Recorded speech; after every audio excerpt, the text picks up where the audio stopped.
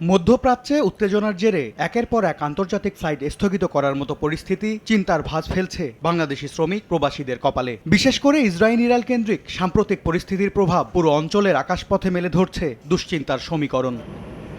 ফিরতে চেয়েও ফিরতে না পেরে ছুটিতে দেশে আসা প্রবাসীদের মধ্যে যেমন জেঁকে বসেছে চাকরি হারানোর ভয়, তেমনি নির্দিষ্ট সময়ে কাজে যোগ দিতে না পারলে শঙ্কা আছে ভিসা হারানোরও। এজন্য ট্রাভেল এজেন্সি আর এয়ারলাইন্সের সমন্বয়হীনতাও দায়ী বলছেন ভুক্তভোগীরা।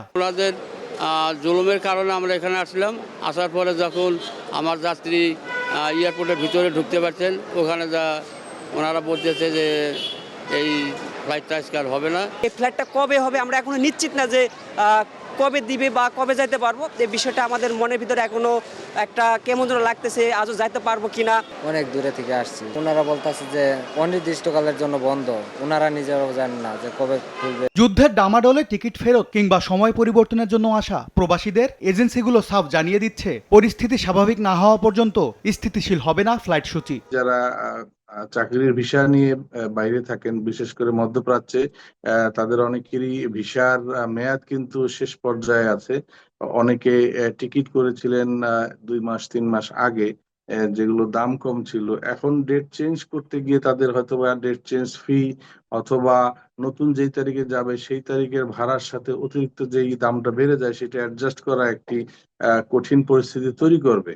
উদ্ভূত পরিস্থিতি দীর্ঘ হলে এভিয়েশন খাতে আর্থিক ধসের আশঙ্কা দেখছে বেসরকারি এয়ারলাইন্সগুলো। যখন একটা ডেস্টিনেশনকে ফ্লাইট ক্যান্সেল করতে হয়, সাসপেন্ড করতে হয়, এইটাকে আবার রেগুলারাইজ করা এটা একটা সমস্যাপূর্ণ ব্যাপার হয়ে যায়। একে কেন্দ্র করে আসলে বাংলাদেশের প্রবাসী যারা বিভিন্ন দেশে অবস্থান করছে তারা কিন্তু দেশে আসার প্রবণতা আছে, বাট এই সময়ে কিন্তু এই ফ্লাইটগুলো ক্যান্সেল থাকার কারণে তারা একটা অনিশ্চয়তার মধ্যে পড়েছে, অ্যাজ ওয়েল এজ আমরা ব্যবসায়িকভাবে চরমভাবে ক্ষতিগ্রস্ত হচ্ছে। বিমান বাংলাদেশ মনে করে আন্তর্জাতিক প্রেক্ষাপট বিবেচনায় এয়ারলাইন্সগুলোর যাত্রীদের ক্ষতি পুষিয়ে দেওয়া জরুরি। আমরা তো ক্ষতির সম্মুখীন হচ্ছি, এটা খালি আমরা না, সারা পৃথিবী সবার এভিয়েশন ইন্ডাস্ট্রি ক্ষতির সম্মুখীন হবে। এখন এটা তো অ্যাজ পার ইন্টারন্যাশনাল রুলস অনুযায়ী এই ক্ষতিটা আমাদেরকে মেনে নিতে হবে, যাত্রীদেরকে ক্ষতিপূরণ দিতেই হবে। এরই মধ্যে বাতিল হওয়া ফ্লাইট সহ বিকল্প রুটে সীমিত পরিসরে ফ্লাইট পরিচালনার চেষ্টা চালাচ্ছে বিমান বাংলাদেশ, ইউএস বাংলা সহ কয়েকটি এয়ারলাইন্স। এম এস আরিফিন, সময় সংবাদ, ঢাকা।